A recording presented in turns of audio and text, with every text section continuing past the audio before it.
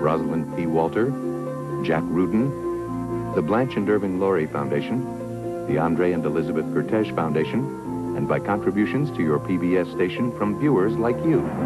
Thank you.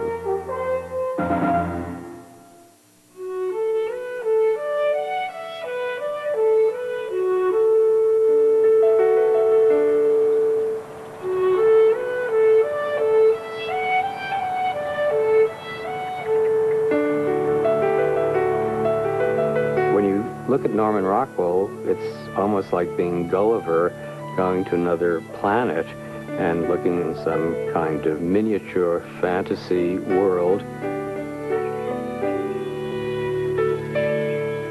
He kind of created a mythical, wonderful land of childhood innocence and exuberance.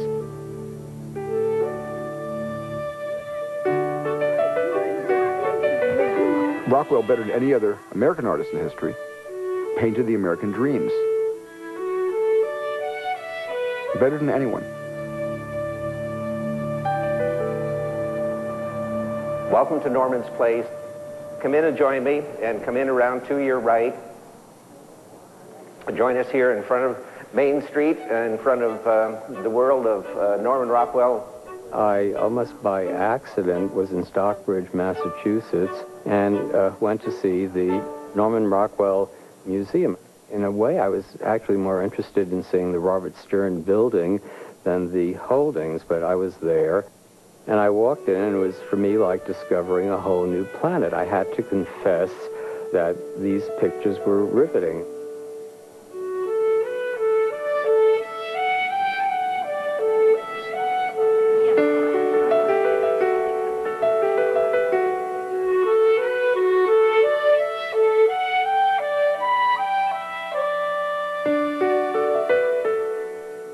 I really believe that the first memories of Rockwell in my life were almost subliminal.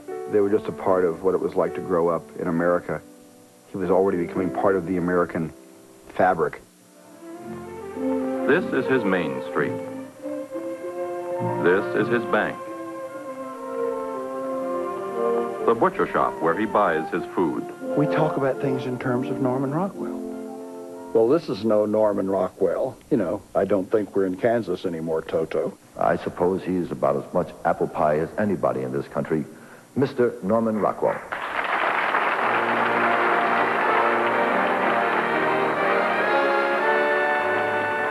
I don't think there's any other artist in the world whose work is seen within his own society with the same continuous affection.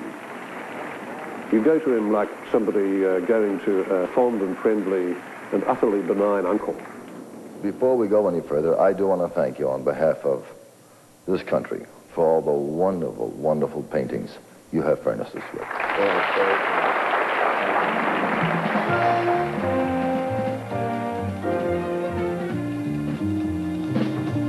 Tell me, offhand, how many covers did you do for the Saturday Evening Post? Well, I never counted them, but some people have counted. They count up to 360 odd.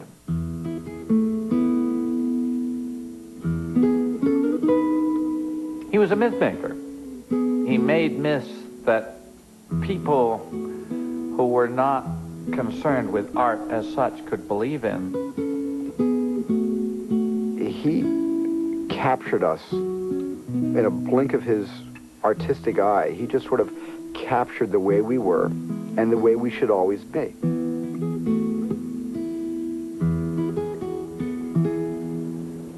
They're like slides through which dreams are projected.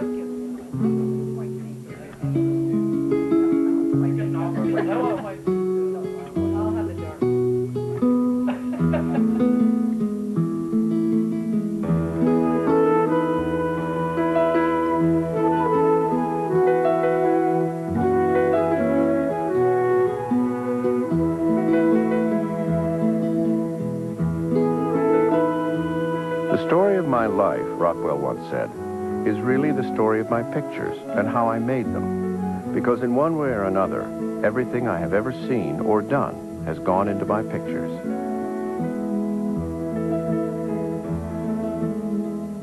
My brother said recently when he was interviewed about his own work and somebody tried to put on him something about simple Norman Rockwell, he just said he's a lot more complicated. He was a lot more complicated than that. Our view of Rockwell is characterized by a great longing for simplicity. And the mistake we make about Rockwell is to say that X defines this man. The work may tell the story of the man, but not as we expect. Rockwell became a legend with images of the familiar and everyday. Reassuring images that seem to say little of change or struggle. In fact, Rockwell's life held much of both. And in the end, he painted that story too. He went beyond our expectations. You would think that he probably grew up on a farm somewhere in the Midwest. No, but he didn't. He grew up in New York City, born there. I was born on 103rd Street and Amsterdam Avenue. Yeah, in New York. Yes. But I got out pretty quick. He was a New York City boy. He said that when he was 6 years old, he used to go up and sit on the roof of the boarding house they lived in and watch the Irish and the German gangs fight it out with bicycle chains. They did go out to the country in the summers for vacations, and I think he probably developed some idyllic feeling about that, maybe. I don't know. Then they moved out to Mamaroneck. The family lived in a succession of boarding houses. Rockwell's father worked as an office manager. His mother was often ill. Rockwell would later write of himself as a boy, "I didn't think too much of myself. A lump, a long, skinny nothing, a bean pole without the beans. All I had was my ability to draw." I just guess from what he's said to me and what I read in his own autobiography that he spent a fairly lonely childhood and that he did not have a close relationship with his parents, and that his peer world was the important world to him. And the fact that he was not a good athlete and that he did not shine as a scholar, but that he always drew, and he garnered the admiration of his peers through his drawing. Were you a university man yourself? I went to 2 years of Mamaroneck High School. You did? Yeah. 2 years of Mamaroneck High I'll give you School? the chair. It's too long. Really? What was the cheer? Oh, it's too long. I thought I heard my grandmother say the MHS won a game today with a Rebo and a Ribo and a Rebo, Ribo, rum. Boom, get a rat trap bigger than a cat trap, sis, boom, bah. Mamaroneck High School, rah, rah, rah. That's great. That's delightful. His ninth grade principal called him in at the end of the year and said, "Rockwell, you got to get serious, this thing of art school. You got to make up your mind. Art school or high school," knowing that he would decide high school. And my father said, "Fine, I'll go to art school." He was always aimed at illustration. His father apparently used to read Dickens and used to copy illustrations out of magazines. Illustration was part of the excitement of his own growing up. It was the one visual medium that everybody was tuned into. There was no television. Illustration was the visual sort of vehicle in which these stories were brought to life. And so it was, as they call it, the golden age of illustration. Rockwell enters Art Students League not to learn how to be a great painter in the manner of the Ashcan School. He goes straight to the illustrator classes. My father went to art school, and then by the time he was 16, he started professionally illustrating. Not only was he talented, but he had the ability to knock this stuff out very early. And he was art editor of Boy's Life at the age of 19. Think of it. When he was 22, he took some things down to the Saturday Evening Post, which to him and which to most other people was the peak of illustration. He tells a wonderful story of his own awkwardness, having a special box built for himself to carry his work down to show it to the editors of the Post. And it looked like some kind of funeral contraption, and going in and showing his work and being very surprised when they took it. This would be sort of like getting an Oscar the first time you made a movie. Norman, you've been identified with the Saturday Evening Post for many, many years. When did you do your first cover for them? Well, Ed, this happens to be the original of the first cover I did. I don't know whether it was before you were born or not. It was in No, not quite. 1916. And this is the original of it. In those days, we used only red and black. High-fidelity, mass, rapid colour printing was what made him and the Saturday Evening Post and Collier's Look and all the rest of them possible. He rises just at the moment that America still wants painted, drawn, in other words, made effigies of daily life rather than simply photographed ones. He did have certain subjects that he loved. He loved kids. I think it was a great deal of autobiographical stuff in dealing with kids all the time. You don't get a sense when you read Norman Rockwell's autobiography that he had a kind of idyllic barefoot boy with cheek of tan upbringing. And so for many years, for maybe the first 15 years of his career, he kind of created a mythical, wonderful land of mischievous boys and dogs, usually that had one brown eye. And is that fake or is it real? In some emotional way, Rockwell paints an emotional truth. And that is, he's a city boy from New York who clearly did not like that place. And I think what he didn't like about it was a kind of sense of emotional violence that robbed him of a childhood.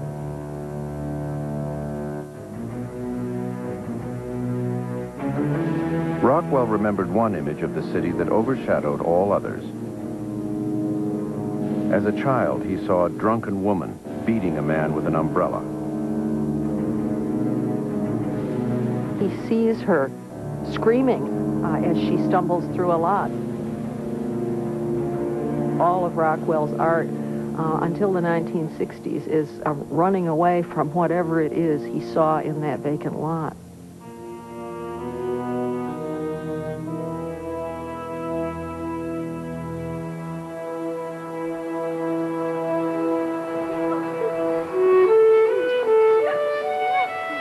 Rockwell said, "Against that image of the city, I set the country.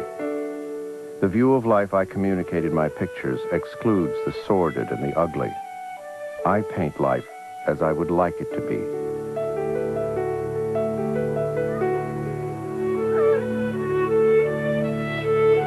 In a sense, he was the dream of what we wanted to be rather than the reality. Nobody of any real sophistication ever thought that we were, in fact, what Norman Rockwell was portraying.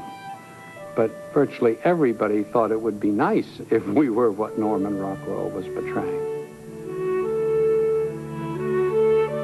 Rockwell seemed to be everywhere, from magazine covers to Boy Scout calendars to advertisements. Everybody knew there was magic in Rockwell's brush. People followed illustrators the way they subsequently followed movie stars. And Norman Rockwell became the sort of superstar, you know, the Clark Gable, great performer in that arena. Rockwell lived in the world of his work, among other commercial artists, in New Rochelle, a New York suburb where many successful illustrators had settled. That was where Rockwell met Irene O'Connor. My mother was his second wife. His first wife was a school teacher who he claimed, whether this is true or not, that in the enthusiasm of having been picked by the Post in 1922, he went back and invited this pretty school teacher who was living in the same boarding house as he lived in New Rochelle, asked her to marry him.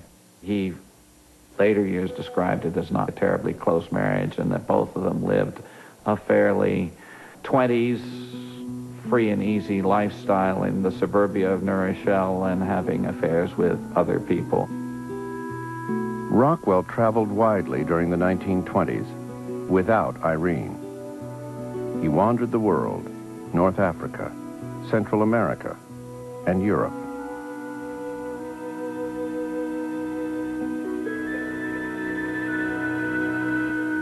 In his early work, Rockwell often explored the dreams of youth.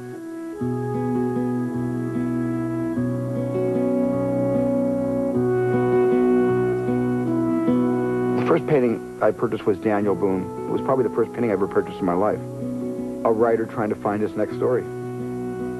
Here's a superimposition of a plainsman or a Daniel Boone character, you know, kind of like in smoke, just over the kid's head as he's imagining the story he's trying to tell. Conjuring an image, and then that image is going to find its way to the paper. At the end of the 1920s, Rockwell's marriage with Irene ended.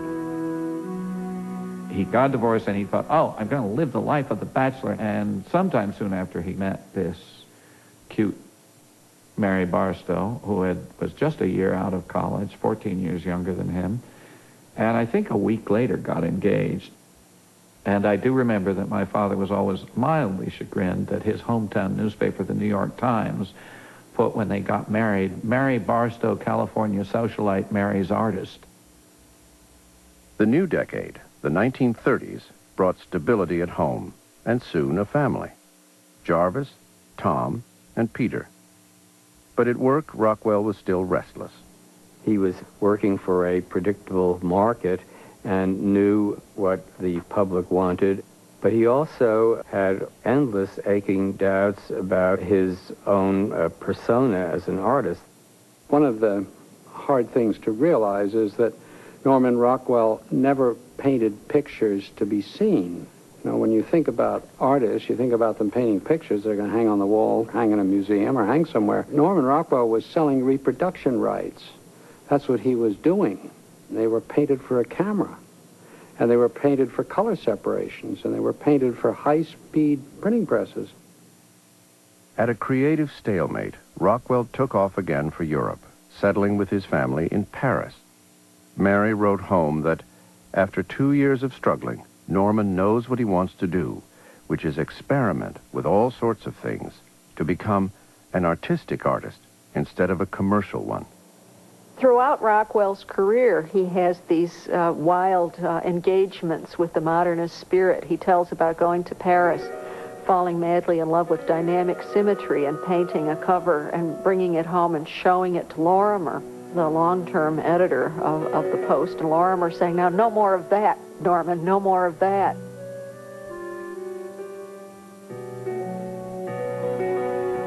He had the ambitions of transcending the traditions of popular illustration.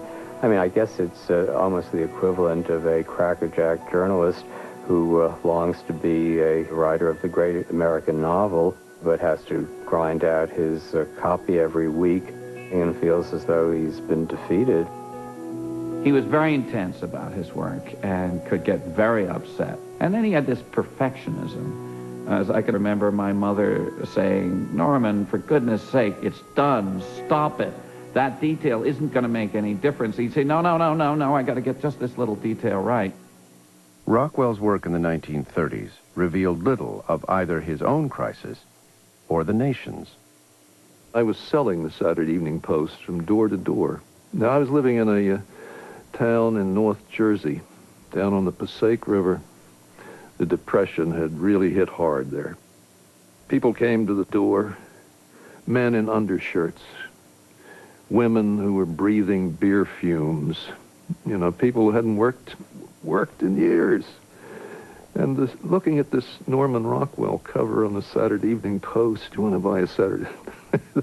They'd say, don't you have true story? Don't we have true detective?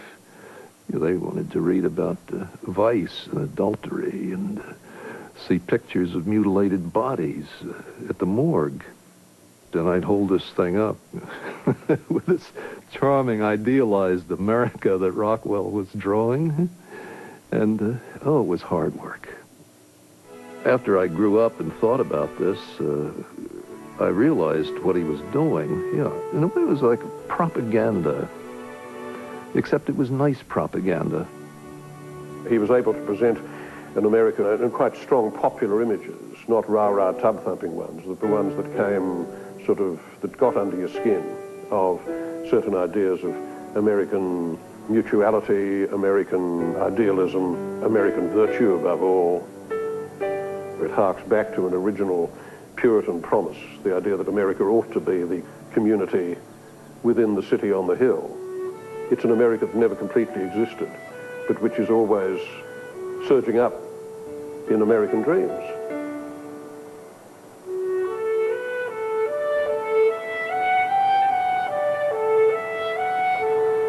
If ever Rockwell's vision of America met the real one, it was in Arlington, Vermont, where Rockwell moved at the end of the 1930s.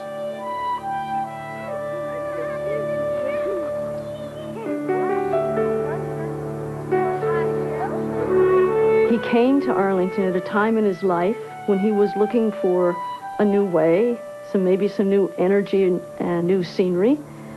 He came originally to buy a vacation home for his family, and apparently he just fell in love with the beauty, the serenity, the peacefulness, the simple way of life that a small Vermont community would offer a person.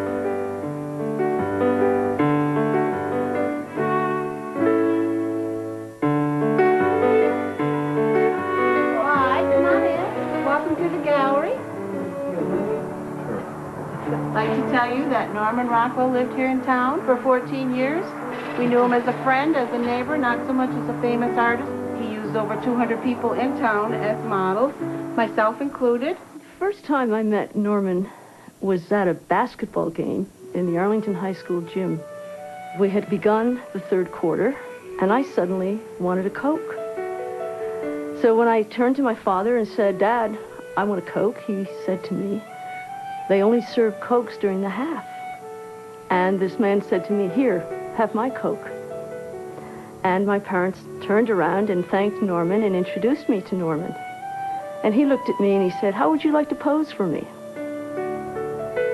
I don't think that I knew that he was famous. In our town at that time, there were several artists who did post covers. And it was just kind of normal living. I remember my father getting phone calls from Norman, sometimes at 3 o'clock in the morning, and they would go over there and help and discuss. My father is meat shaver. He also did covers and illustrated for the Saturday Evening Post. They were almost like brothers. They would talk over their work, which was very consuming. All four of them, Norman, my father, John Atherton, and George Hughes. They lived and breathed their work. He was a workaholic. He worked 7 days a week. One of the things I remember is little family fights because he would try to go out to work on Christmas Day afternoon, and my mother would say, "You don't work on Thanksgiving and Christmas. You may work 7 days a week, but he would somehow or other figure out a way to sneak out there and work. And there seems to be an emotional deepening of his work in Arlington. Perhaps it was the fact that he was living in a community where the war touched individuals so strongly. And certainly it's the heart of the Willie Gillis series, which I think is one of the most interesting documents of the Second World War ever produced. He created a character, Willie Gillis, and took it through something like 9 or 11 covers. And Willie Gillis is never shooting a gun and never firing. Terrible things don't happen to Willie, but the ordinary adventures of life happen at the same time that he's connected to his hometown. Rather than dealing with great events and great people, this is not the movie tone news. This is what happens to your son, your brother, your boyfriend when he goes off in the service. Poor little Willie Gillis was a buck private. Norman, he envisioned a very glamorous woman being his girlfriend. And he chose me. One time, he had a bed all made up, and I was there in curlers, which I didn't like at the time, but I was supposed to be dreaming of Willie Gillis. His pictures were all over the bed, and they were sort of looking down on me. At the foot of the bed, there was an envelope. I had just received a letter from him. Lee Schaefer, my whole address on the thing. When that got published, I received mail from all over the world, from servicemen. My mother wasn't exactly happy, but it was great. He did a great deal of patriotic painting in World War II, but he only did one painting of people fighting. He didn't try to pretend that wasn't going on. It was a conscious act in his painting, and also as part of his wanting to be loved. I mean, I don't think it went so far that it falsified things in his painting, but he really did like to be liked. I remember a February, and I remember sitting in a big chair, and the fire was raging in the fireplace because it was very cold that night. And Norman had received some mail, not a criticism exactly to the painting, but somebody noticed something that was not technically perfect, just some little thing. But he was rather upset about it. I remember my father saying, "What does that got to do with painting? Oh, just forget it, you know." And he said, "I don't want to forget it. I want to become a household name." Well, with that, my father was, "What do you want that for?" What, I mean, and I remember John Atherton was really, they really were rather upset with him. I turned around to all of them, and I took my glass, and I clinked it to his, and I said, "Go for it." And he did.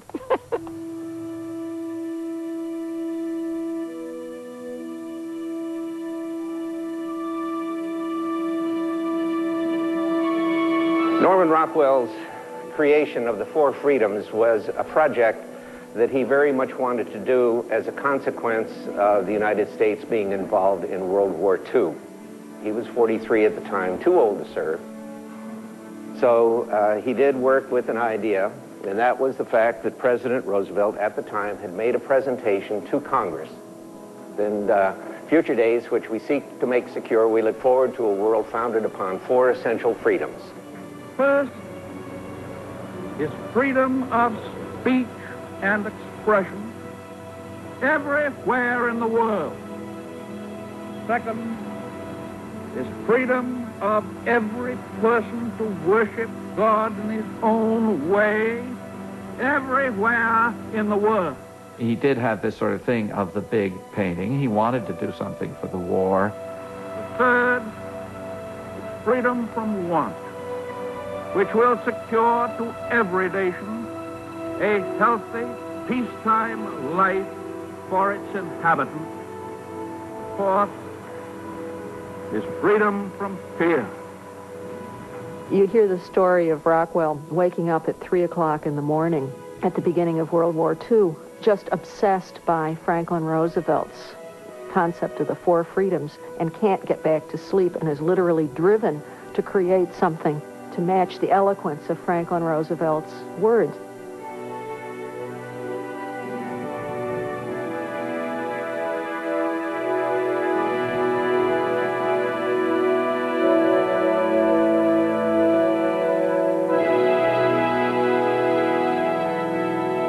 World War II was a real turning point in Norman Rockwell's career. He suddenly got caught up in the war, and it became personal. It was no longer the subject of his work, simply, how do I please my client? It was much more, what is this really about, and how do I make a contribution to it? I remember his going down to Washington and trying to get the war bond drive to buy them, to sell war bonds. And my father went with him, and they were very dejected, and they said it didn't go. And Mary Rockwell was the one that spoke up, well, why don't you take them into the Saturday Evening Post and see what they had to say about it? And it was a go.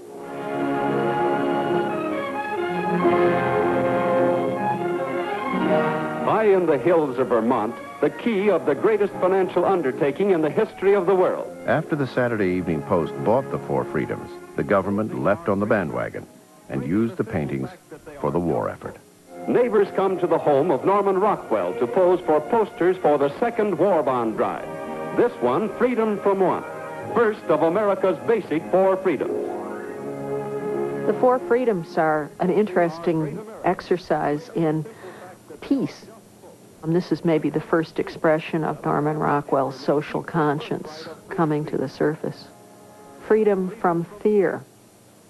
And this picture seems to me to be a fervent prayer that war never touches these children.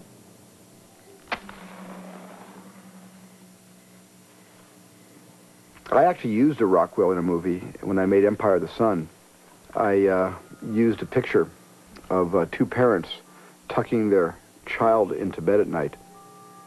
Go to sleep. So look what's I reenacted that picture with my actors when they put Jim to bed in the first act of Empire of the Sun.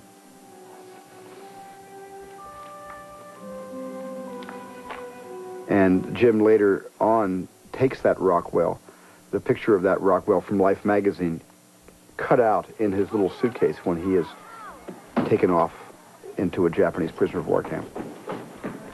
That painting almost became a betrayal of what, through art and radio and literature, he was taught to believe that his parents would always be there for him. And in this case, they weren't, and they couldn't be. Norman, do you have any idea of how many copies have been made of those paintings? I don't really know. I know it runs into millions and millions.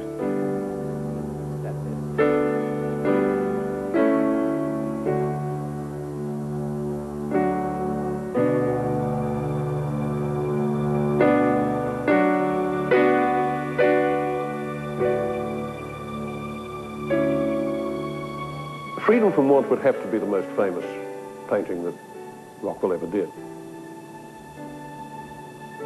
What you're getting is a kind of virtuous abundance. There is the desire for continuity, which is expressed in the generations of the family. The absence of interior decoration, plainness of the light, the way it falls. What Rockwell is talking about in this picture is a direct link which has never been eroded back to the original Puritans. The Puritans come to America not in the expectation of getting hugely rich, but of getting free. There's very little drama in the picture.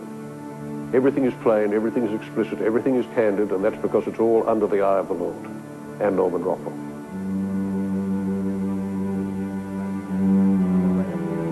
I really get choked up sometimes looking at some of his work, especially these Four Freedoms. They're absolutely marvelous. Perception is reality for whoever wants to look through a certain lens. And if you want to look through someone else's lens, like Rockwell's, the important thing is that it did become reality for a lot of people.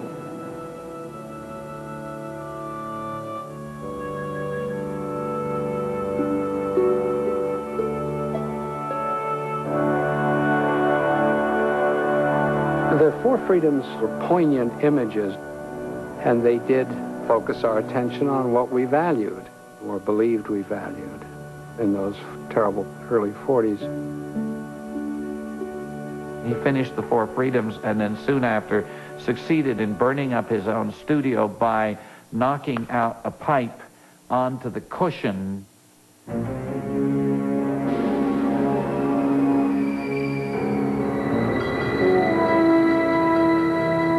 Maybe it was a recognition of the self-destruction that is in any artist that especially comes up after you've done something particularly hard and particularly long. In public, Rockwell treated the event as a humorous tale of domestic adventure.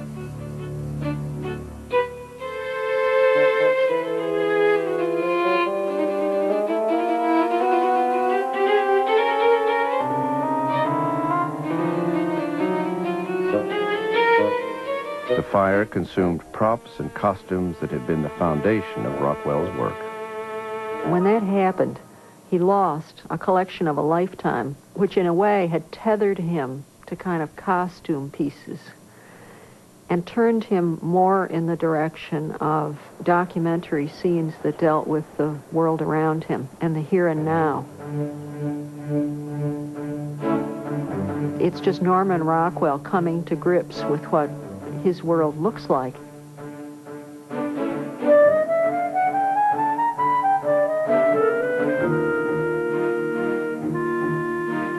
Rockwell did a series for the Post, visiting places in the everyday life of America, from a small-town newspaper to a country doctor's office. his paintings went out on location. The Saturday Evening Post was under new leadership. The editors pushed Rockwell to explore a more modern style.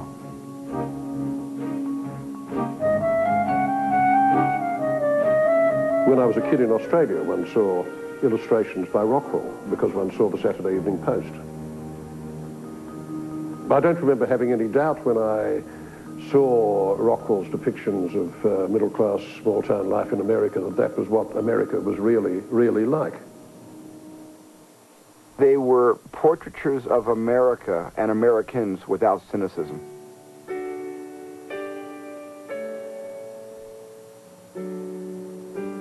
I was raised in the late 40s and early 50s, you know, at a time when I was feeling safe and comfortable and protected.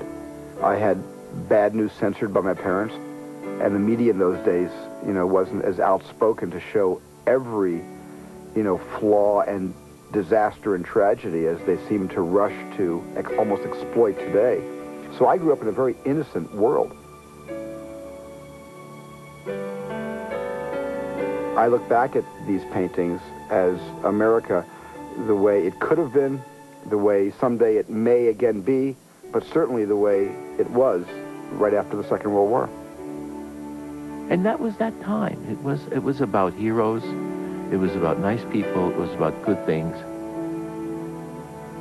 There was this sort of idealism. I mean, we believed that we were as good as we told ourselves. and he told us we were good. Certainly, the James Stewart It's a Wonderful Life was Rockwell. You know, this guy who has an angel, a benevolent angel who follows him, has all these friends. He's holding his little daughter, and suddenly turn it into a Rockwell painting, and you can see exactly how it would look.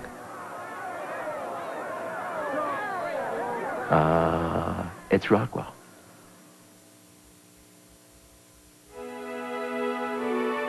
There's really only one virtue in Rockwell, and that's tolerance. There's the famous painting that is always used by people who advocate the Rockwell as a kind of conservative icon. It's called Saying Grace. And the general presumption, of course, that this is Rockwell advocating family values and obedience to authority and traditional religion and public prayer. In fact, what the painting is about is that all the people around them are tolerating this. That's the real subject, is the audience. And what Rockwell is telling us is that, okay, let them go ahead and do that. That's the whole moral of everything that you see in Rockwell. It's always the idea of people approving of other people. For me, many of his paintings were really about citizenship. Citizenship in the nation and citizenship in the home. The minute you saw a Norman Rockwell painting, you felt good. He was a salesman. He could sell things because he had this dream. The advertising world, when I first came into the business, was the world of Norman Rockwell. People only smiled.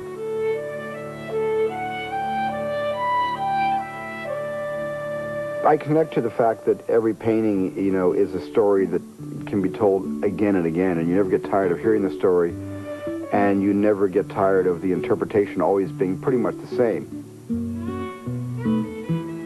The same way a movie, if it's not an esoteric, you know, a movie, or it's not too cerebral, a movie is a movie. It tells one story, and that story can repeat as many times as you see it. And Rockwell is filmmaking in paint. His paintings were full of dialogue, full of monologue. It was just one look would just speak volumes. The mature work process for Norman Rockwell is kind of complicated. First, he gets the idea. Then he starts making little bitty sketches of what the idea might be like. And then I used to take them in those days down to Philadelphia. And then generally I act them out more than to show them a sketch. They okay it, and then I go back to the studio.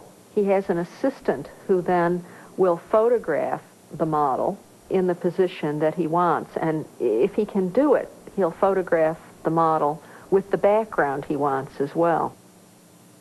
He worked almost exclusively from life until about 1937.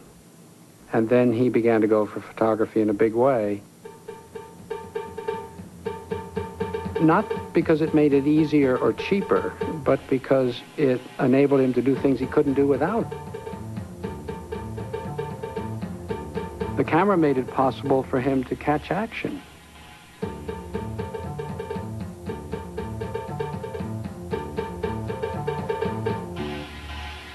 The camera made it possible for him to look down on a scene or to look up at something. It expanded his options enormously. I use photographs a great deal. Because you have a person doing something, you can take 50 pictures of them, and then you pick one that expresses the idea best. One of the final steps is then to project the photograph onto a large sheet of canvas and to quite literally trace it. Then he would produce a full charcoal sketch, which was really a detailed, careful drawing of what the cover would be. It was a process of painting by which you went very carefully, step by step, through building up to the final act of painting. But then in the final act of painting, there would come moments when things didn't work out right, and he would make changes. He would even sometimes reject and start over again. There was one, The Facts of Life, which, if I remember rightly, he spent 11 months doing it, repainted it 3 times, had to take out bank loans because he just stopped earning money for 11 months while he tried to get this painting right. Every time he sent a picture down to the post, he would be in a state of jitters that they might reject it. When by the time I was conscious of anything of this, he was so successful that the idea that they would reject something is sort of nonsensical, but he was petrified. Then I deliver, and then I had an old model who used to say to me, did you get the check? You see? And I say, yeah, I got the check. That's the thing, my boy, get the check. You see? Then I get paid for it, and then I have to think of another one. He was about pleasing the boss. If the boss wanted to be charmed and amused, that's what he did, and that's usually what the Post was looking for. He used the family a lot. It wasn't until I became much older that I realized that ideas came from the family. He did that diving board cover the summer after I went through a whole thing of getting up my nerve to jump out of the window of the covered bridge. That was a sort of a sign of being a big boy, that you had the nerve to jump into the river from the window of the covered bridge. They ran this board from the top of the balcony railing over to, they took Pop's easel and wound it up the top and put the board across the top and then sort of tied it and then said, crawl out there and look frightened. I was frightened before I crawled out there, let alone how I felt once I got out there.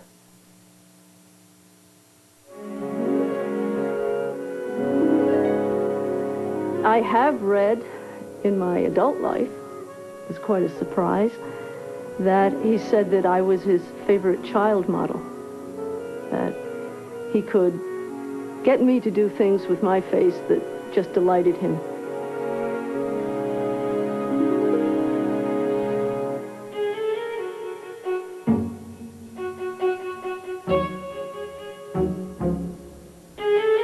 Generally, he had a little sketch, and he'd tell me the story about that sketch.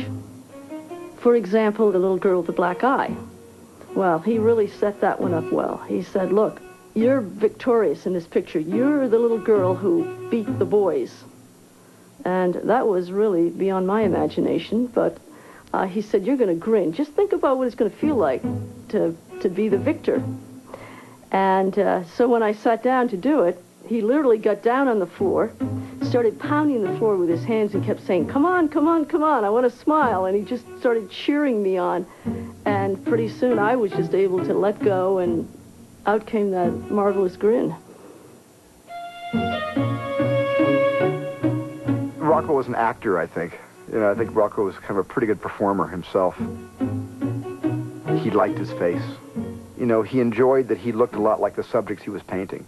He didn't look like a California surfer. God knows what he would have painted had he looked like that. He looked just like that kind of Eastern Midwestern face, that his vision of America and Americans. And I think he painted him. That's why he so often put himself in his own pictures. He began to really focus on what life was in America.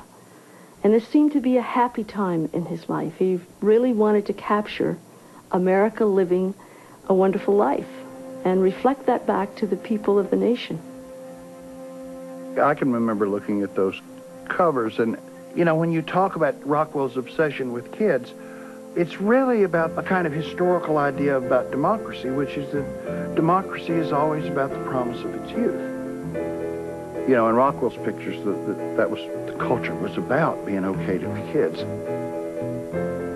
Rockwell always issues permissions. Indignities and improprieties are always forgiven. Picture the runaway with his little bindle. He's been collected by the policeman and buys him a soda fountain, so he's sitting there with a nice policeman. He forgives kids for messing around with, I think, with the implicit presumption that they're going to still mess around when they're grown up.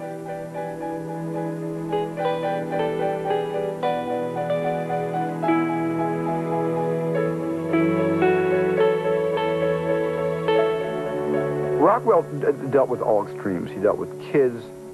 He dealt with loneliness. That wonderful picture of the little girl just staring at herself in the mirror, sitting like this with her knees together.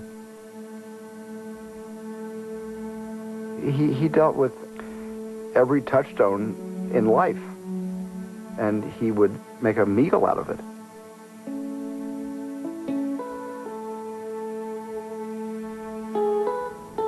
Norman Rockwell was a storyteller. I mean, if he was anything, he was a storyteller.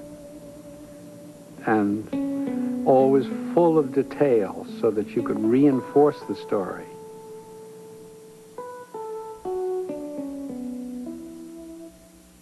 If you think of something like the Rembrandt, the great Rembrandt of the Prodigal Son in Russia, you know, the father with his hands on the young man's shoulders, and these two hands tell the whole story.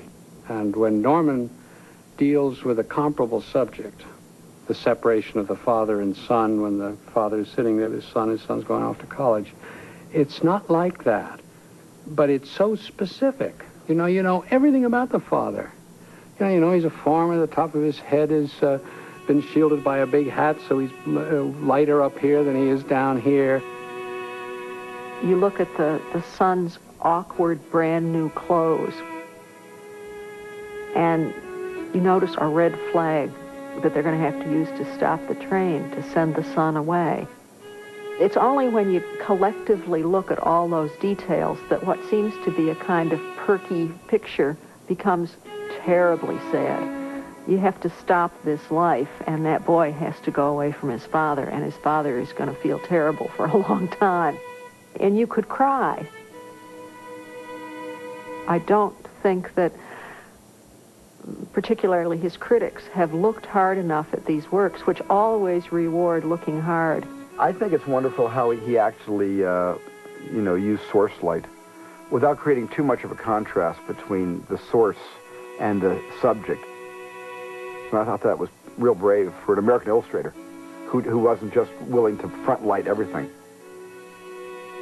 He had some of the qualities of, well, in certain paintings, like Vermeer practically, like the barber shop, where you look into this darkened space and there at the back, illuminated, some kind of music is being played.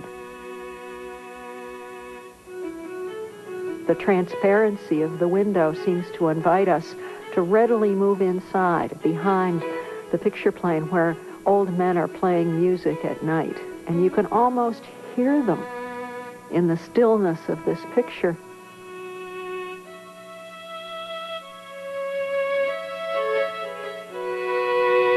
Norman was never complacent, in my experience. He was never self-satisfied. He used to show me work he had done and point out what was wrong with it. He'd say, oh, every time I see this thing, I wish I had done so-and-so. I remember one of the case in points was a family going to church on Sunday morning, but the family is a kind of a caricature of a family. I mean, they've got funny noses and they're walking in a funny kind of Disney-esque sort of way. And yet the background of these houses is a beautiful piece of landscape painting. And he bemoaned the fact that he had treated the family in this way. He wished he'd treated them with the seriousness that the rest of this cover had. One of the charges we're always hit with is that we're very much like Norman Rockwell. And, you know, I don't take that as such a bad charge, although the critics love to throw that. I think a lot of his work is very sweet, very kind of almost Disney-fied, which I think puts off a lot of serious students of art. But I think if you see beyond that, there is a remarkable intensity that he brought to American life that, you know, nobody else has done. When you look at Rockwell's, I mean, the thing that I've always found so interesting about them is that when he's doing ideas, he's really awful, I think. In other words, when he's doing, like, freedom from want, you know, when he's doing sort of concepts, when he's doing really historical moments, and that's why, you know, as I call Rockwell a democratic history painting, even though they're domestic scenes, they're historical moments. He's talking about how history happens right down here on the street. Everybody's always engaged in something to do with the daily life of the Republic.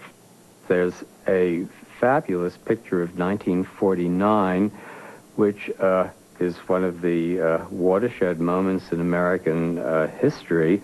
It shows a man installing TV antennae on his roof. But the roof that he's putting it on is a gable of a Victorian house, so it just quietly suggests the contrast between old and new. And then you notice that it occupies the same position as the church steeples do in the landscape in the background. So is this the beginning of a new religion? It's the transformation from BC to AD, before television, to after television, and it just soars forward to the world we live in. The picture that most characterizes Rockwell's view of history is this picture, I think it's called Moving Day or something, in which a giant moving van is trying to make its way down a little teeny alley, and people are hanging out the windows and stuff. I mean, for Rockwell, it's just always this kind of tumult of things changing, and people are looking, and people are talking, and all this stuff is going on. And to me, that's what Rockwell is about.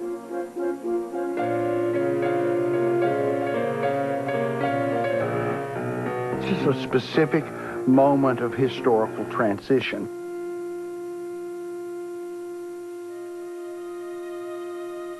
For Rockwell himself, the early 50s marked the end of his time in Arlington. Despite the peace and stability he had found there, the years had not been so easy for his wife, Mary. My mother was an extremely warm person.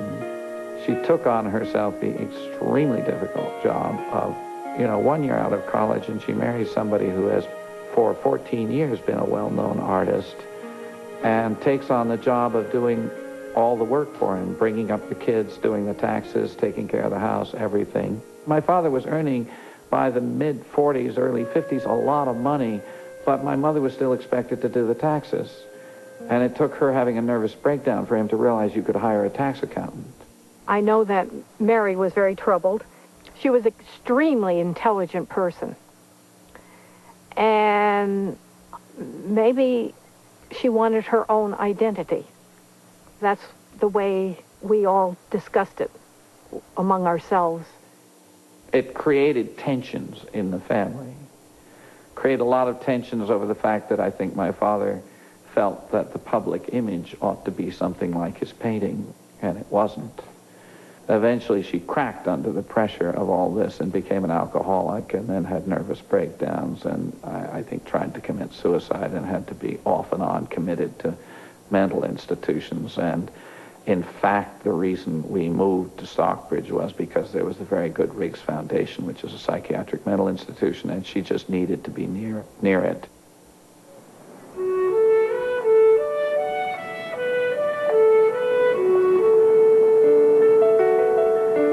Rockwell was already 59 years old when he moved his family to Stockbridge, Massachusetts.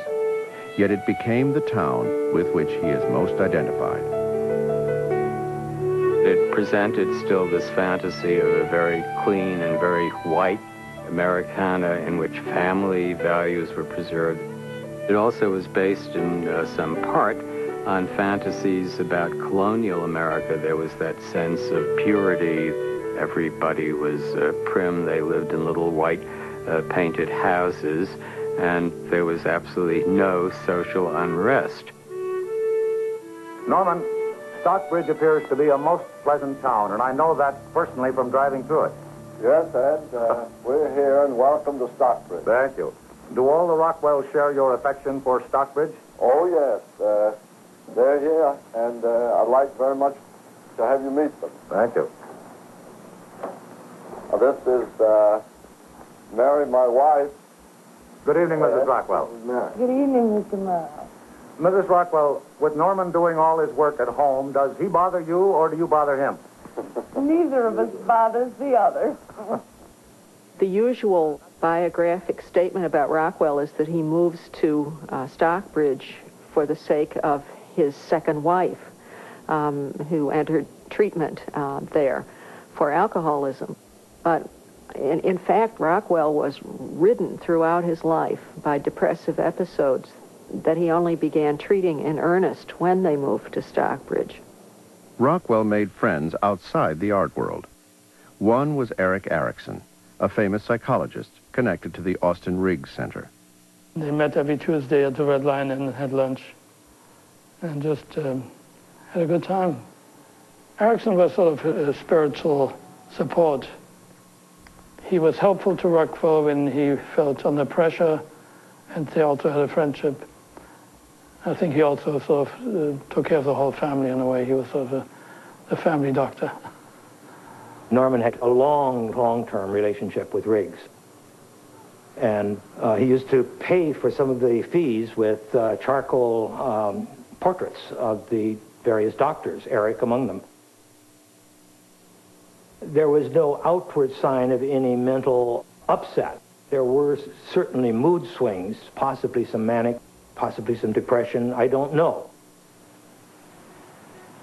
The question that Norman Rockwell kept asking himself, well, was he merely an illustrator or was he a genuine artist? And I think he always yearned to be an artist with a capital A, the kind that went into the museums, as opposed to covers of magazines like the Saturday Evening Post. He decided that my brothers should learn to be artists. I remember my father distinctly saying at one point, I want you guys to be serious artists, not a commercial artist like me. I want you to be the real thing. He never called himself an artist. He always called himself an illustrator. He refused to be called an artist. I feel that the kind of thing I like to do, I know it isn't the highest form of art. I love to tell stories and pictures. I say, well, do people laugh or do they cry when they see it? Now, that isn't what a fine art man goes for, but I go for it. Apparently his approach at that early point was popular, so he kept getting commission to do more and more. He got sick of it at some point. And one day he said to me, he said, gee, if I could start all over again, I would paint like Picasso. He was bored or frustrated. Like one day he slammed the door, which was unlike him, and I said, what's the matter? I said, 35 years of Boy Scout calendars, I've had it. So I said, why don't you stop? I mean, you don't need the money anymore, so no, I can't. You know, he was sort of into this so much he really couldn't stop. At the peak of his success, Rockwell played to his public image at every opportunity. It's an interesting custom, the way they decorate you when you come to Hawaii. They don't even ask whether you have allergies or not. He traveled the world in a promotion for Pan Am, and he lent his name to a correspondence course, the Famous Artist School. The idea of the Famous Artist School was that you could have a mail-order art school. And of course, the use of his name was absolutely key to the success of that whole project. It was, in a sense, misleading, let me say, to some of us, because it did imply that Norman Rockwell was going to pay attention to you, and in fact, of course, there was no way he was going to pay attention to you. I have a set of books myself of the courses. I never took the course, but I wish I had. I'd be a better artist. But he became a marketable quantity, so to speak, over and above his work. He became a kind of a living monument to himself in his own time. And I think he rather enjoyed that. He was very modest about it, but I think he enjoyed it. Tony, I'm told that you're the writing member of the family. Is that right? Yes, Mr. Murrow, I want to be a writer. Right now, I'm helping Pop with his autobiography. It's going to be a long one because he's 65 and... Oh, you have to tell. He liked his self-image, and he liked being famous. And the pipe, remember, was very much part of his self-image. I mean, I can remember sometime in the 50s going to a play in New York on Broadway, and I became conscious, as he did, that there were sort of a few people over there who suddenly recognized him, and he suddenly pulled out his pipe and put it in his mouth to make it clear who he was. And his public persona of being the folksy, nice, everyday person was in some conflict with the intensity of the perfectionist and workaholic and lover of great painting. I'm going to kind of put you on the spot. I'm going to ask you, who is your favorite artist? Well, of all time, there's no doubt, Rembrandt. You know, I mean, he was the greatest artist. I mean, to me, a Rembrandt painting, any of his paintings, they're like a beautiful symphony. I mean, they have these great, deep notes. He understood humanity, and he's just the greatest. He just adored Rembrandt. I remember one of my first memories of a museum was something like 1946. There was a show at the Metropolitan, and I remember my intense embarrassment because he got up so close to the Rembrandt, so intensely, pointing at the guard, told him to get away.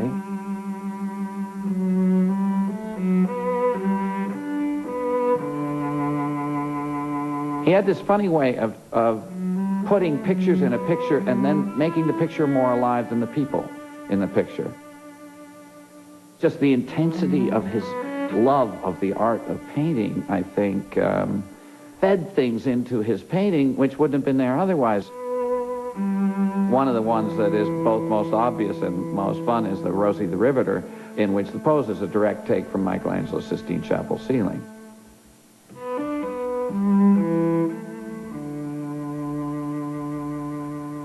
One of the interesting blurs in the boundaries between Rockwell and the presumably high art of the museums is in a self-portrait he did.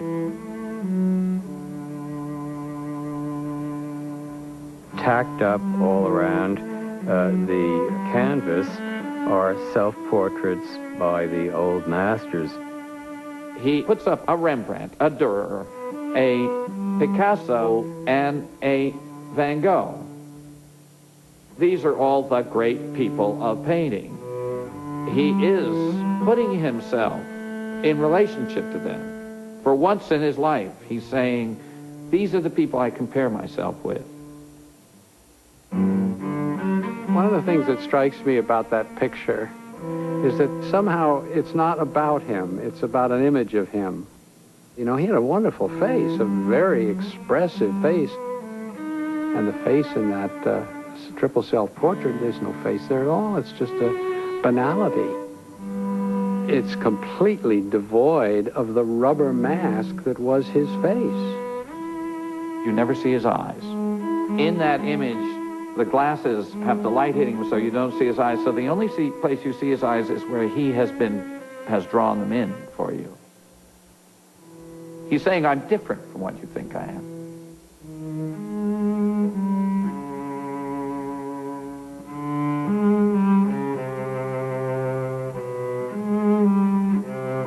Norman Rockwell, for me and for lots of people of my generation, was just completely out of bounds. I mean, it was almost a dirty word in terms of the history of art. He really came a cropper during the 1950s when the abstract expressionists were in ascendancy in the New York art market, and when showing one's emotion and one's bodily movements visibly on canvas was what you were supposed to do as a painter.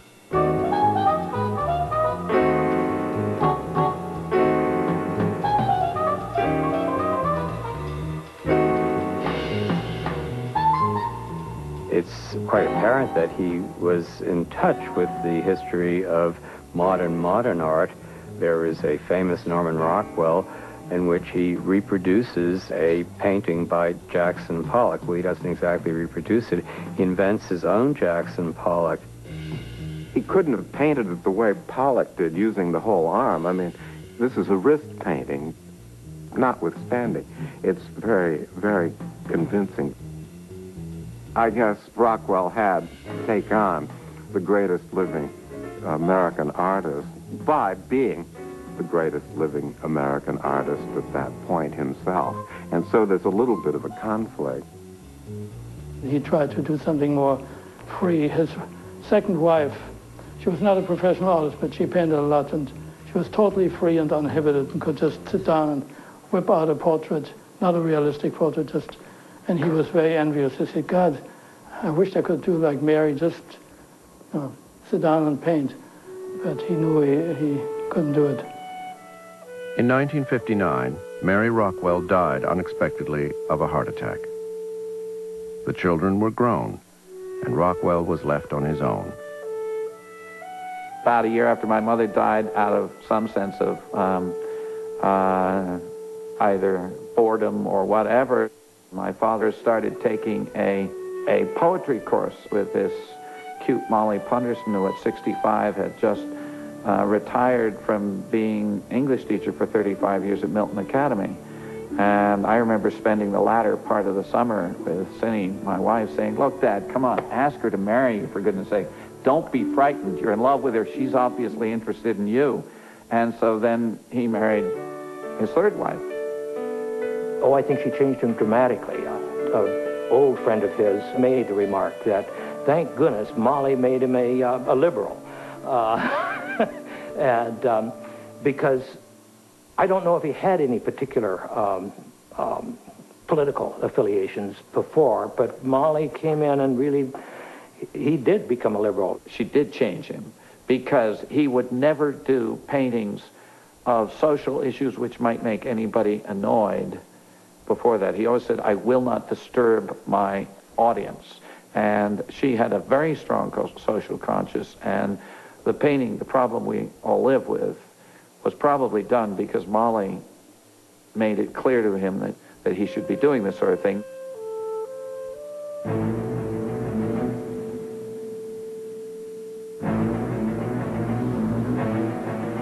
His famous segregation painting, I think, is a profound work and one of his greatest paintings, where his own point of view, like his sort of sweet flavoring of America, was suddenly tempered by what existed in the real world, and he decided to start painting about that.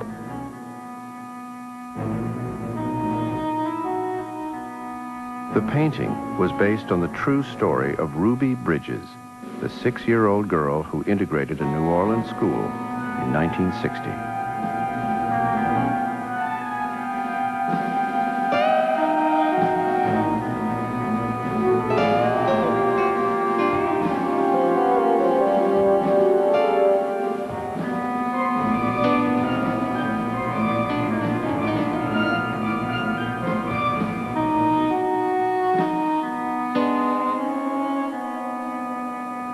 We hardly ever, until the 1960s, see black people in Norman Rockwell's work.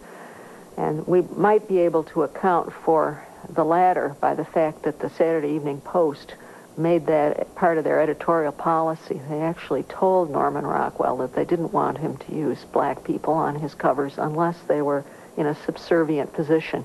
I asked Rockwell why there were never blacks in his painting, and he said because editors don't want it. He had worked for years for an editor named Ben Hibbs at the Saturday Evening Post, and the standing order was don't put black people in your paintings. It makes people feel uneasy. Rockwell cracked through these boundaries of what Americans like to see reflected about themselves, and in the 1960s especially, he did pictures of civil rights activists in the South who had been shot or injured. And these are appallingly true documents that suddenly speak about the ugly facts of America as opposed to the whitewashed candy box images that he had painted before.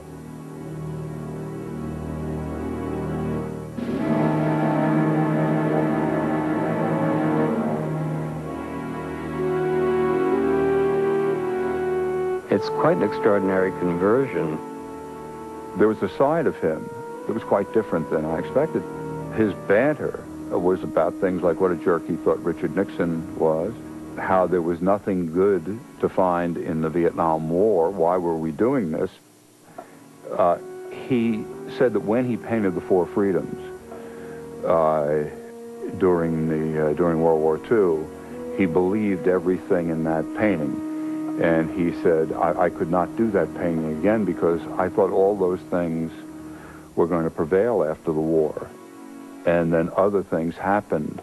And he said, I feel sad about that. And I think the reason he felt sad about it was he wanted it to be. I mean, if we believed a myth, if he engendered a myth in the populace, I think to a large extent through most of his life, he believed it more than we did. Let me say first that I accept the nomination of the... By the 1960s, Rockwell was painting for a different audience and new clients. Many of his illustrations during this period were commissioned by Look magazine. Norman Rockwell didn't ever really decline popularity, but the main machine that carried him did. The Saturday Evening Post became less and less interesting to people.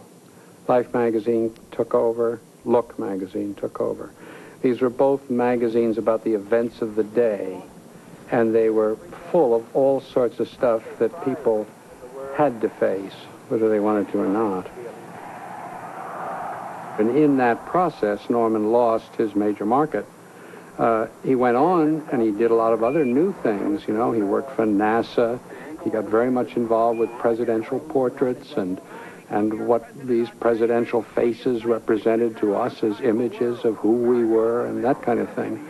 So he shifted and he tried to find new markets, and he was so preeminent in his field as an illustrator that he was still much sought after. Norman Rockwell, Dean of American Artists. You know, I'm a stickler for true-to-life color. That's the reason I took my time in picking my first color TV. I'd like to show it to you. And here it is, my new Zenith Color TV. Win a Norman Rockwell portrait of you and your cat in the Purina Cat Food $100,000 double sweepstakes. Late in his career, he's pretty much a paparazzo. He abandoned the club of, oh, I'm just Norman Rockwell going around collecting old uniforms and painting pictures of ordinary Americans.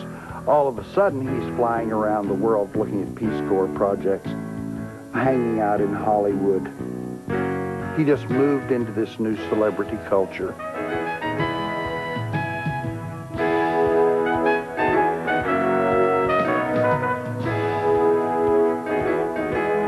He's not painting kids no swimming. He's painting Jack Kennedy. He's painting astronauts. He's painting Peace Corps workers. He's dealing with at a level of generalization that he has never dealt with before. And he's also dealing with ideas. He's not dealing with narratives. Here's a thing here that I did. Just happened to have my violin with me. Yeah, it just happened. But I mean, here, these are supposed to be, see, this is the golden rule. But now here are all different race, creeds, and color. I just want to personify that people are, what they are reflected in their faces, and they represent the peoples of the earth. And if we could only all get together, everything would be hunky-dory. Yeah? Rockwell thought that by illustrating these big issues, he was somehow establishing himself as a major painter. He was already a major painter. I mean, he mistook the idea of great art and high art. They're not the same thing.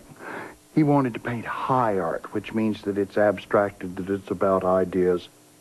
In a sense, in his own primitive way, Rockwell's late oeuvre is all conceptual. You know, it's an illustration of the golden rule. You know, it's got text on it, just like conceptual art has. Although he would never mostly admit it, he really did want the admiration of the fine arts world. He really did feel that he was good. He once told me that he had just been in Amsterdam, and he said, I got the curator of the Rembrandt Museum to let me go into Rembrandt's studio at sunset, and I went in and I said, Rembrandt, I'm Norman Rockwell, and what do you think of me? And he stopped and he said, and I didn't get an answer. Rockwell may have felt that the avuncular, pipe-smoking painter was a trap, particularly when he was passed over for the conventional art world honors. On the other hand, it must have been a tremendously reassuring thing to have been. He was greatly honored at the end of his life. Presidents and nabobs of all sorts visited him. The town of Stockbridge had a parade in his honor. He made a fabulous living at this, too, until the very end of his life. So it must be kind of like being a movie star in a way. Oh, I can't stand it. Oh, the pressures of this terrible life. On the other hand, there are all the wonderful things that go with it. He was a pro, you know. He was a guy that did what he did better than anybody else and was paid more than anybody else for it. He also was a very kind man and a very generous man. I don't know that I ever heard anything mean said about Norman Rockwell by anybody who knew him.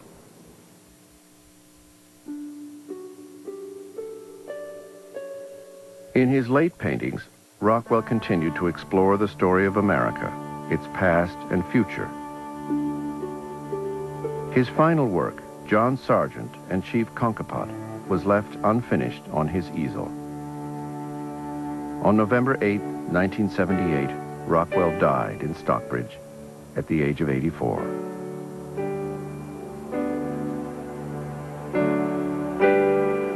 I do remember the last time I saw Norman.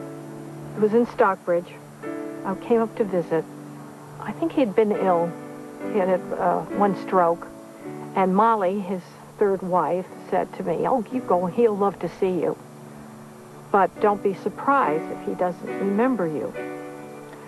And I said, okay. I said, I just want to say hello, because we were passing through. And he came out on his two canes, and he saw me, and his two canes went like that, and he threw his arms around me. He said, oh, Lee. And in fact, I'm going to start crying. And I said, well, I didn't know whether you'd remember me or not. And he said, I would always remember you.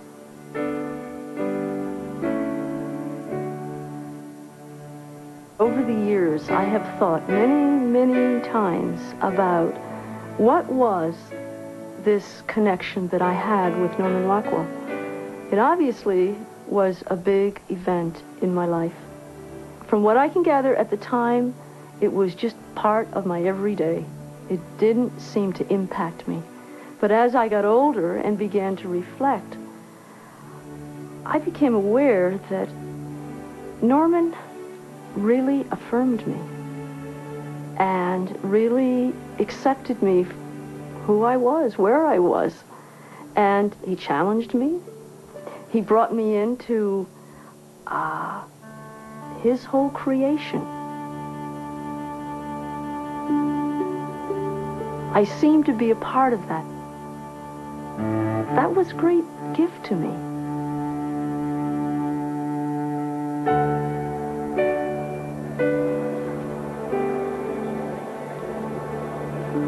Before he died, Rockwell had thought about the future of his paintings and laid the groundwork to provide a home for them in Stockbridge. Many of his originals now hang in the Norman Rockwell Museum, just about a mile from Main Street. Is that's where that line is? Yeah. I'm from a small New England town, so in a way, coming here is in a sense kind of like coming home. His right shoulder, this other. He means a lot to me, being an educator and coming from a different country. He's so down to earth. It means a lot to a family like my family. He means the average American, what we used to think of when I was growing up as people being. Well, I thought it was important for him to have his own museum because I thought it was important for America to have its own museum. And I really, think that is the American museum that certainly represents the ideals, the high ideals, of this nation. And a lot of that museum reflects the history of our nation through Rockwell's eyes. If we lose what Rockwell and Rockwell's art stood for, then we have lost something very basic to what it means to be an American. I don't want to raise the flag and all that, but I think that's true. So when all those black-suited, black-dressed, chic people mock Rockwell, then you take them aside and you walk them through. It's interesting. They get it. They drop the Armani shield and they look and they rediscover that this is part of our culture.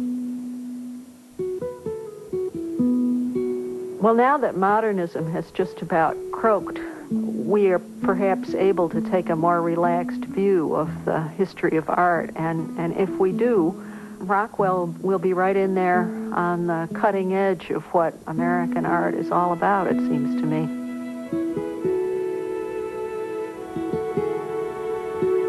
He just sort of got trapped, I think, as a Hallmark card somewhere along the line.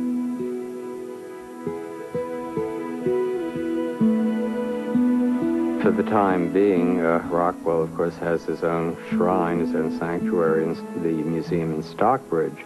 But my hunch is that in 20 or 30 years, he will have left his sanctuary and left his low stratum of popular illustration and be absorbed into the history of 20th century art.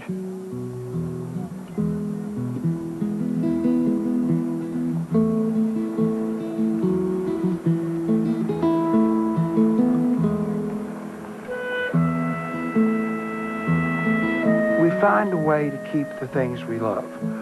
And when things go out of fashion, we find a way to keep the things we love.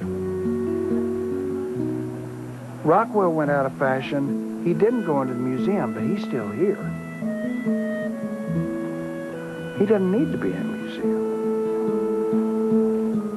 Norman Rockwell is like the ideal idea of what America should be, or, what we'd like it to be, and we never quite have any Norman Rockwell moments.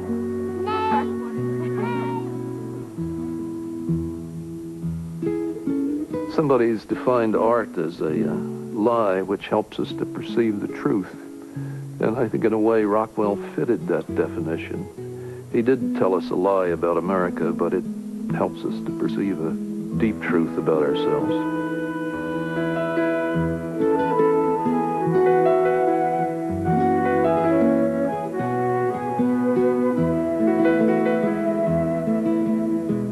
Norman Rockwell, Painting America, is available on home video cassette for $19.99 plus $4.95 shipping. To order, call 1-800-336-1917 or write to the address on your screen.